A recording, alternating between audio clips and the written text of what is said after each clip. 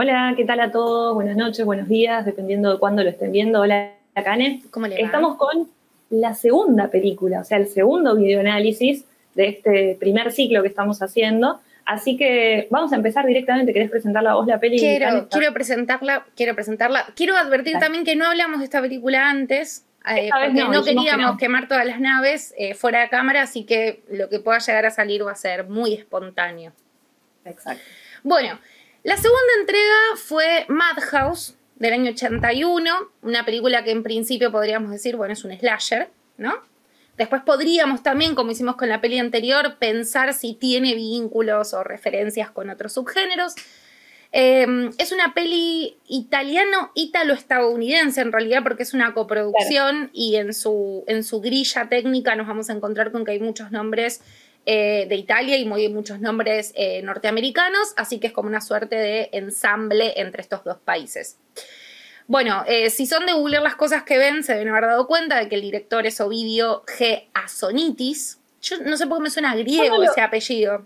Sí, es raro. Igual yo no lo ubicaba a este director. No, bueno, y tampoco ubicábamos tanto esta película y me sorprendió porque hubo mucha gente que dijo, está re buena, sí, un clásico. Y yo me sentí medio boba porque dije, che, yo no la tenía ni de vista. Pero nosotras dijimos que esto podía pasar en este primer ciclo, que sí. No decíamos que nadie había visto las películas, decíamos que no la habíamos visto nosotras. Tenemos que confesar que esta peli de Assonitis la elegimos en parte por el afiche, porque hubo algo que nos hizo acordar a Cuando acecha la maldad de Demian Rugna. La relación es obvia, ¿no? Si vieron el afiche que mandó Mariana, se habrán dado cuenta que hay un perro y una especie de chica, mujer, muy similar a esa escena tan memorable de Cuando acecha la maldad. Bueno, la película tuvo un montón de nombres. Si uno busca en Wikipedia, es casi lo primero que aparece. Uno de sus nombres era Cuando había una niña y el otro era Cuando ella era mala. Cuando ella era mala. A mí los dos me gustan, yo no voy a mentir porque me parecen sumamente poéticos. Para mí el más romántico de todos es Cuando ella era mala. Cuando ella era mala, sí, porque tampoco sabemos a quién... de los 90. Sí, y tampoco sabemos a cuál de las dos remite, ¿no? Claro. No sabemos quién era la mala. Entonces ahí ya como que se enquista una suerte de interrogante que después en la película no existe, porque está todo muy claro desde el principio.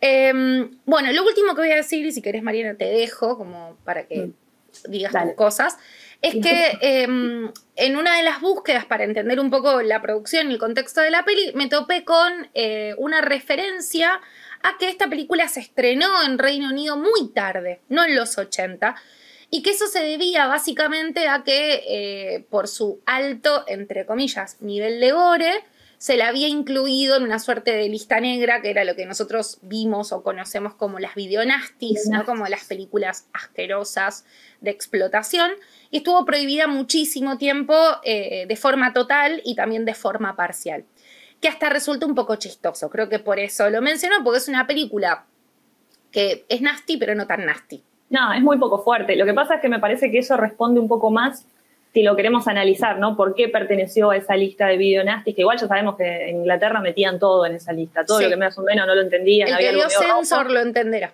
Exacto. A todo iba para ese lado. Pero me parece que puede llegar a tener que ver con esta idea de que hay como algunos tabúes que esta película, de una forma muy delicada, de todas formas, sobrepasa. Por ejemplo, la muerte de niños. En este videoanálisis estamos hablando obviamente con spoilers, porque se supone que lo ven después de la película, así que vamos a decir. Sí. La muerte de un nene, que es este chico preferido sordo, de la... Sí, el alumno sordo, que es el preferido de la profesora, de la protagonista, de Julia, y no lo vamos a ver el momento en el que el nene muere, se va a ver sugerido y después, o sea, que va a suceder en el fuera de campo, y después lo que sí vamos a ver es al nene totalmente tapado, que ya no queda ninguna duda, porque uno dice, uy, lo atacó al nene, pero después dices, no, el nene está todo tapado, o sea, no había dudas de que el nene no había sobrevivido. Y después también, por otro lado, también algún tipo de tabú también, ya porque estamos hablando del 81 y demás, con el tema de cómo matan al perro de una manera como un poco como por demás de cruel. Si bien todos somos conscientes de que es un muñeco, porque se nota mucho cuando cambian de muñeco a perro, pero igual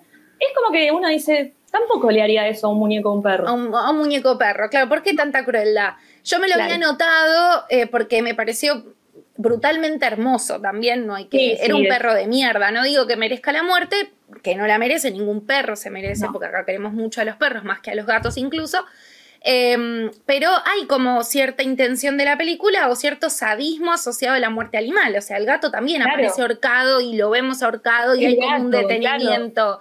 Me había olvidado lo del gato. Bueno, también para mí tiene que ver con eso lo de Videonastis, ¿no? Está incluido ahí porque hay como algunos tabúes que se pasan de formas sutiles en el caso del nene y de formas un poco más fuertes en el caso de los animales. Y viene bien que hayas comentado esto porque también trae a colación un poco que la música, que la realidad es que en esta película no tiene como una pregnancia demasiado grande, no es que está muy por delante de las acciones ni que motoriza las acciones tampoco. No, las acompaña.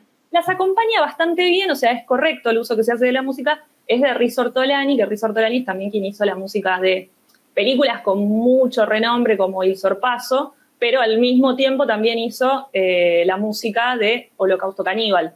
Entonces tenemos a alguien que sabía bien cómo manejar la música en situaciones extremísimas, y en este caso la usó como era, porque la película tiene un tono bastante, se podría decir hasta como medio elegante, ¿vieron? Es todo muy estilizado, todo muy... Eso nos lleva en parte, si queremos empezar a hablar de ese tema, a esta cuestión de que la película es definida como un slasher, en todos lados. Sí, en todos lados, es un slasher. Y la verdad es que podríamos hasta problematizar eso, porque mucho no parece un slasher. Es como un slasher diluido, era la palabra que tiró Paul el otro día y que la voy a usar para fijarla. Pero nada, lo que estaba diciendo, lo que quería decir... No, de por qué no es un slasher, o por qué podríamos problematizar la idea de que... Claro, no es... ¿por qué la problematizamos? Porque primero tenemos una influencia italiana que no podemos negar, y segundo que si nosotros miramos la película vamos a descubrir que muchas de las cosas que son atractivas en ese film en términos visuales, del uso de la música o de ciertos elementos muy puntuales, remiten al giallo, ¿no? Remiten a el cine italiano más conocido como giallo. Yo lo digo mal, amarillo, como lo quieran llamar. Bueno, y que además el giallo mismo también puede ser considerado como un antecedente bastante claro, creo, del slasher, entonces tiene mucho que ver. Yo creo personalmente que tiene que ver con algo de que estamos en los 80, ya el furor de Halloween ya estaba y demás, y intentaron como subirse a eso, y de hecho la primer parte de la película, no sé, un poco, de hecho hasta quizás un poquito más de la primera hora de la película, porque la película no es muy larga, de 1 hora y media, algo por el estilo, responde bastante a algunas cuestiones que tienen que ver con el slasher, ¿no? Sí, claro. Vamos a ver, responde todo, pero después de pasada esa hora y cuarto, los últimos minutos de la película donde se desbanda un poco más, ya podemos decir que está mucho más relacionada con el giallo. Si bien toda la película estéticamente está construida mucho más como un giallo, ya desde el momento que para mí es como otro de los puntas para verlo, no sé si estás de acuerdo, Karen, pero cuando se da la revelación de que el asesino, además de ser su hermana, tiene que ver con ese tío cura, sí. Ese momento de revelación es un momento giallo absoluto, porque es precisamente la revelación de ese trauma, que si bien en el slasher también va a estar, en el giallo es como mucho más turbio y suele ser como más retorcido y se le suele dar hasta más importancia. Y aparte tiene esa cuestión que es entre gracioso y no, porque justamente eligen para esa revelación un personaje que no es como totalmente querible, digamos, por la persona que está mirando la película, porque es un personaje que lo generan así como bastante ridículo, se construye. Y secundario también en algún punto. Sí, es como el final de todos los episodios de Scooby-Doo también, ¿no? Es como que hay una revelación que quizás ese es el aspecto que yo veo un tanto negativo en la película, porque hay cierto encanto en relación a este vínculo de las hermanas, las gemelas que ya no son parecidas, el peso del vínculo, y de golpe y porrazo necesitamos de un asesino hombre que venga como a marcar la cancha, ¿no? Porque al final lo que vemos es que la que nosotros creíamos que era la asesina muere sin ningún tipo de justificación. No. O sea, la matan de la forma más tonta y no, ridícula no en términos visuales, ¿no? Sino ridícula porque era innecesario matarla. O sea, en algún punto es ese asesino mostrando, no sé, su poderío. Sí. Yo quiero volver a algo que dijiste antes que tiene que ver con la crueldad, ¿no? Y con esas escenas que son crueles, porque lo cierto es que hay muchas escenas cargadas de crueldad. Sin ir más lejos, si nos vamos a la secuencia inicial, lo que vemos en esa construcción como... No sé cómo llamarlo, no sé si hay un término específico para eso, pero en la primera secuencia se habrán dado cuenta que vemos todo negro y hacia el final, como de esa imagen o de ese túnel, vemos un movimiento. Cuando empieza a volverse claro para el espectador que lo que estamos viendo son dos hermanas, una en situación de mecer una especie de mecedora, barracuna grande, lo que descubrimos es que una termina destrozándole la cara a la otra con una piedra. Tremendo muñeco, ¿no? al margen de eso. Pero digo, hay un cargo, hay una cuota de crueldad porque estamos hablando de 2 niñas que están ejerciendo la violencia. Cosa que no se repite, como dijo Mariana, en la muerte del nene, donde ahí no se muestra sangre, no se muestra nada. Solamente se trabaja en algún punto con la capacidad del espectador para sumar 1 más 1, ¿no? Bueno, aparece el perro, el chico muere. La peli está como separada en episodios. Y eso me parece que es interesante porque va marcando que el estallido o el fin de la película se va a dar en el momento en que estas gemelas cumplan años. O sea, sabemos que algo malo va a ocurrir ese día. Yo marqué como muchas cosas que me gustaron mucho. Traté de ser sumamente positiva con la película porque efectivamente me gustó un montón. No sé qué te habrá pasado a vos. Sí me pasó que al final perdí el interés. Como que dije, oh, dale, el tío. O sea, ya está. No, bueno. Una de las cosas que más me gustó tiene que ver con el encuentro de Julia con Mari en el hospital. O sea, esa secuencia que tiene una profundidad, o sea, utiliza la profundidad de campo. Se ven como esos nylons separando los diferentes, esas cortinas plásticas separando las camas. Me pareció sumamente hermosa en términos visuales, sobre todo porque no se le permite al espectador ver la identidad de esa gemela. O sea, claro, los artilugios que hacen cinematográficamente como para que no se le vea la cara de ninguna manera están muy buenos. Me parece interesante eso. Y otra cosa que remite al giallo que empieza a aparecer desde ahí es el uso del guante, ¿no? Claro. Siempre que vemos el guante o la presencia del guante sabemos que estamos como en presencia del asesino. Sí, exactamente. Y también, no, bueno, yo sí tengo que decir mi contacto con la película, a mí quizás no me encantó, por ejemplo. Me pareció que tiene una dinámica un poco lenta, pero precisamente creo que tiene que ver con eso, con haber pensado y haberme sentado a verla pensando que iba a haber un slasher, y no lo era finalmente, y tenía mucho más que ver con un giallo que yo siento que uno se va predisponiendo a la película que va a ver desde el momento en el que se sienta. Entonces, creo que mi desilusión en relación a la dinámica de la película tiene que ver con eso, además con algo epocal también, por otro lado. Pero bueno, nada, tiene que ver con eso, con la dinámica, mi crítica principal, y después me pasó exactamente lo mismo, que dada después de esa revelación, la película me venía aburriendo, me pareció un slasher común y corriente, solo que lento. En el momento en el que se revela, que por eso lo anoté como algo para destacar totalmente, ese momento de la revelación del tío como asesino me parece de lo más perversa que se pudo construir. Me parece que está muy bien hecho eso, cómo él se revela aparte como algo cómico y a la vez va persiguiendo a esa mujer precisamente con esa especie de comicidad. Y se genera como una especie de complicidad con el espectador porque lo que queremos es que la alcance, o por lo menos eso me pasó a mí, como que queremos ayudar a ese asesino. Sí, también hay que reconocer que era un personaje bastante insoportable y que no era una muerte que nos iba a doler demasiado, ¿no? Por ahí, no sé, el japonesito del principio uno le tenía como cierto cariño porque era un trabajador, ¿no? Pero esta señora era como bastante molesta. Sin embargo, ya se había construido de esa forma, entonces uno ya esperaba que algo le pase a esa persona, que quizás no lo esperaba de esa manera por ahí de la falsa Patricia Arquette, que era la otra, la que aparecía, la mía, era exactamente igual a Patricia Arquette. Sí. Sí, y no tiene nada que ver, me puse a buscar si era pero familia. No hay parentesco. Nada que ver. A mí igual, al margen de que ese personaje, el de la, ¿cómo se llama? La que maneja la casa. Sí, como la casera. La casera, bueno, sí. No me gustó y por ahí para mí eso fue como un punto flojo de la película porque notaba cierto histrionismo que me molestaba, o sea, tanto en el asesino como en ella. Pero fue funcional después en el momento a lo que sigue, ¿no? Pero al margen de eso creo que la muerte de ella es una de las más lindas y por ahí la que más remite al giallo, ¿no? Como ese momento, yo me anoté 1 hora 6 minutos, lo había marcado porque quería después hacer captura y mandártelo y no lo hice, pero hay un momento en el que ella está sentada en una silla mecedora medio esperando que llegue el asesino. Cuando ya está cansadísima. Todo es amarillo.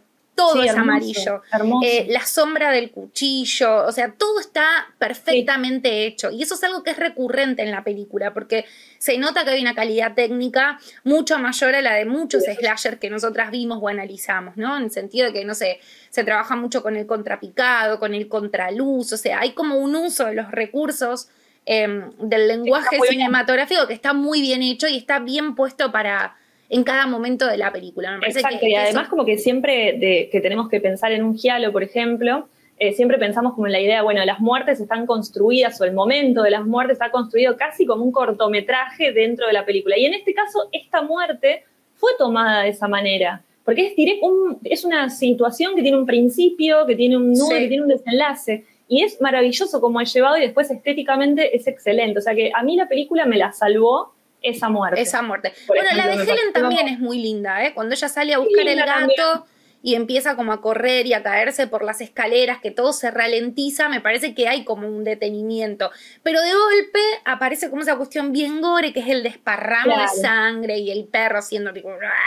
que también me gusta, porque es como un gran contraste. Sí, o sea, sí, cuando uno quiere ver una película gore, no espera ese nivel de belleza técnica, por lo menos en mi cerebro. Sin embargo, coexisten y funcionan, ¿no? Me parece que... Había leído por ahí, buscando cosas sobre la película hoy, que alguien decía, pareciera como que el director quiso hacer un slasher, porque, no sé, sería como un requerimiento en ese momento de producción o algo por el estilo, de la industria en sí, podríamos decir, y no estudió demasiado las reglas del slasher. Entonces se le fue medio para el lado del giallo porque era lo que él sabía hacer, o sea, y ya, ¿entienden? Y un poco funciona de esa manera. Pero sí, están, las muertes son muy lindas. Me parece que la de Helen no me sorprendió tanto porque todavía la identidad del asesino, si bien sabíamos que era la hermana y que era el perro y todo, estaba todavía un poco más oculta. En el otro me pareció como muy bien llevado a nivel guión, como las cosas que él le dice. Cuando le dice que esto parece un cuerpo, sí, es un cuerpo, se lo muestra.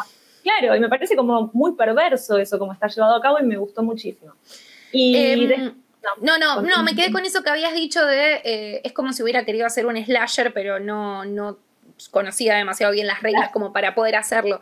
Si nosotros pensamos en términos, no sé, de Carol Clover, hay un montón de cosas que ella menciona como elementos del slasher que están presentes, ¿no? Porque tenemos un asesino psicópata que persigue gente, en este caso serían dos, porque trabajan en conjunto, es una suerte de... O tres si contamos al perro. De emprendimiento familiar, claro, y de tres si contamos al perro.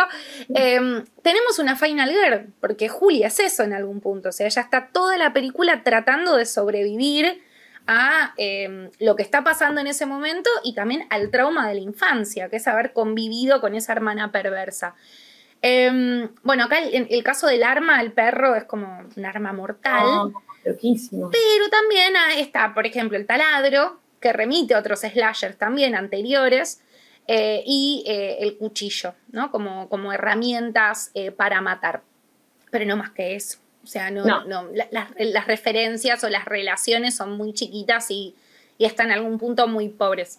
Por eso está bien el uso de la palabra del día, que es diluido, que es como que se va diluyendo esto de a poco la película, se va dejando de ser cada vez más, para terminar siendo un thriller psicológico con alguna cuestión gore y demás en el medio, pero es un thriller. Pero está bueno porque sin quererlo terminamos encontrando dos películas, la de esta semana y la de la anterior, que nos sirven como para pensar en esos casos que están en el límite, ¿no? Y que operan en un margen donde se pueden cruzar diferentes subgéneros y pueden resultar cosas muy buenas. Sí, y que no pueden ser categorizados, por lo menos no taxativamente, y eso te abre un mundo de análisis que de otra manera no tenés, porque lo único que podés hacer es ir metiendo como las diferentes acciones en diferentes cajoncitos que nos convienen y ya. En cambio acá es como, bueno, no es un slasher, tampoco es un giallo propiamente dicho, bueno, ¿ante qué estamos? ¿Qué es esto? Sí. Una película, esto es cine. Esto es una... Sí. ¿Para qué yo quería decir? Una cosa que me molestó, no sé si a vos te pasó lo mismo, y que para ahí me parece un recurso medio bobo, ¿no? Pero me hubiera gustado en algún punto que el director le tuviera un poco más de fe a Julia y que no la hiciera depender de la vuelta de su pareja para poder salvarse. No, porque incluso toda esa secuencia, que se rompe la rueda, que se vuelan las páginas del discurso y él tiene que volver, es un tanto innecesaria. Digo, Julia todo el tiempo menciona esto de, bueno, yo soy ella, yo tengo algo de ella, somos lo mismo. Entonces esperaba una Final Girl un poco más psicópata y que pudiera como librarse por sí misma del quilombo en el que estaba metida sin depender de un chabón. Que igual no hace nada. Si lo pensamos fríamente, ella termina siendo la que mata a su tío y la que remata a su hermana. Pero necesita de la llegada de él para poder soltarse. Eso fue un punto que a mí me molestó un poco, me sentí un poco estafada al final de la película, pero que entiendo que por ahí en ese contexto sea necesario como para resolver la situación. Sí, a mí me pareció innecesario y también me pareció un poco innecesario la cuestión de hacer tantas veces hincapié en eso que decías recién, en somos una, nosotras sentimos lo que cuando la hermana se había ido ella sintió como un escalofrío en un momento y se toca el brazo, como, y nos quieren dar a entender que hay algún tipo de conexión. Y finalmente ese recurso de la conexión y la mar en coche no está en ningún lugar y no lo vuelven a utilizar como herramienta para la narrativa de la película. Y eso me desilusionó también un poco porque me parecía que era interesante. De hecho, también hubiera sido interesante, pasa que ya está, la película ya está hecha y Sí. ¿qué le puede importar al director ahora esto, no? Pero también hubiera sido interesante como que ella se revele como aún más mala que su hermana. Entonces, había un montón de vuelcos que se podían dar en la película que él decidió no dar, y me parece que era porque era, bueno, ya está. Sí. La vi como vaga hacia el final la película. Como que se cansa. Como que, claro, como que ya dijo, ya hicimos muchas cosas, tuvimos muchos días de rodaje, vamos a terminar que todos mueren y se acabó, y que así hicimos un cumpleaños, que eso tampoco se comprende del todo bien cuál era la motivación. Eso igual, viste que es un recurso súper propio del cine slasher, ¿no? Como la fiesta de cumpleaños como momento traumático. Yo me acordaba de... Sí, o la vuelta de los cadáveres, discúlpame, o esa vuelta de los cadáveres y de mostrar esos cuerpos ahí, es también como una especie de cliché. Sí, me hizo acordar mucho a... Habitaciones para turistas no, 36 pasos. Ah, sí. La de los Bogliano, que el final es exactamente igual, o sea, es esta secuencia de cumpleaños rodeada de todas sus amigas muertas y con una familia, porque acá lo que tenemos es una familia que está completamente desquiciada, o sea, no es solamente un problema de esa gemela siniestra, sino que también ese tío forma parte de una dinámica compleja, ¿no? No sabemos por qué los padres están muertos, o sea, hay un montón de información asociada al trauma que... Sí, y ahí también eso deviene en algo que nosotras ya hemos comentado hasta el hartazgo, por eso no me quiero detener demasiado, pero que tiene que ver con nada, con Wood y demás, y con la idea de que también lo monstruoso suele ser como una especie de plataforma para el terror, es muy importante, y en esta película eso se explota totalmente, porque si en un principio nos plantean que hay una sola persona en la familia que tiene algún problema, y después todos los demás están caracterizados como con algún tipo de rasgo de perfección, porque ella... Es la persona más perfecta, de hecho su hermana se lo dice en ese primer encuentro, en el peor neuropsiquiátrico del mundo, porque era hermoso a nivel visual, pero un horror los tenían a todos. Pero bueno, más allá de eso, o sea, ella está caracterizada de esa manera como divina, por donde se la mire, trabaja con chicos sordos, o sea, es buena, es como todo el estereotipo de la bondad y de lo lindo. Tiene un novio médico, bla, bla, bla, y el otro familiar que conocemos de ellos es un cura, que ahora hoy, hablando con la voz de ahora, diríamos, bueno, es un cura, no sé yo.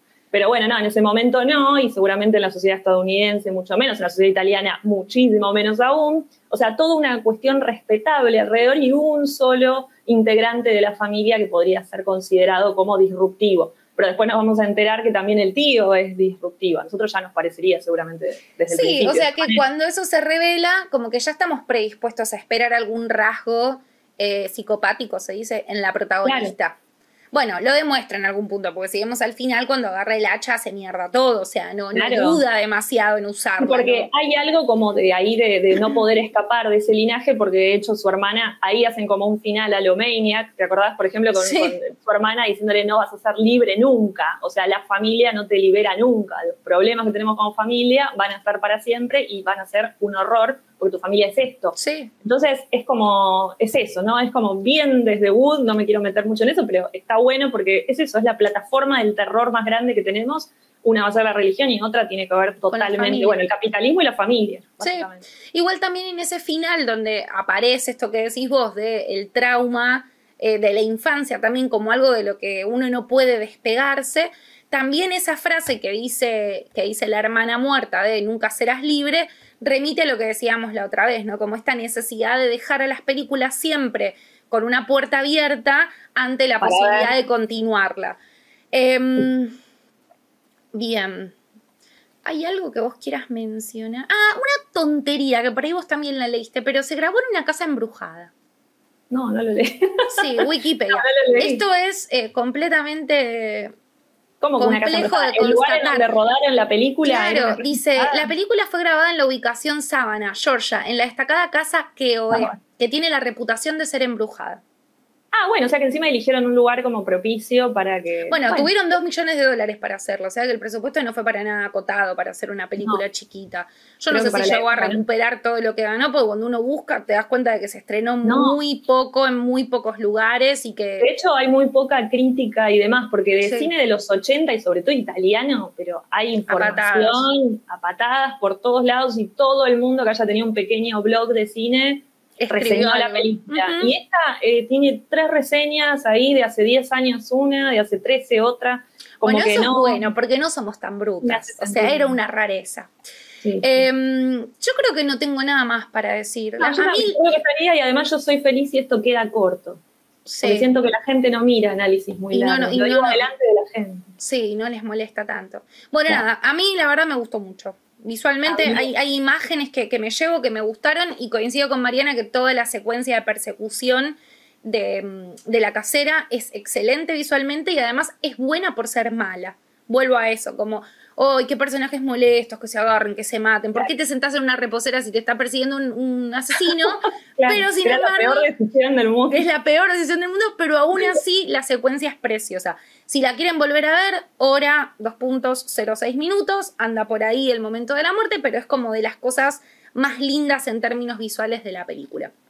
Bárbaro. Bueno, quedamos para la próxima. El jueves se envía nueva película, o sea, para ustedes mañana. ¿Ya sabemos cuál es?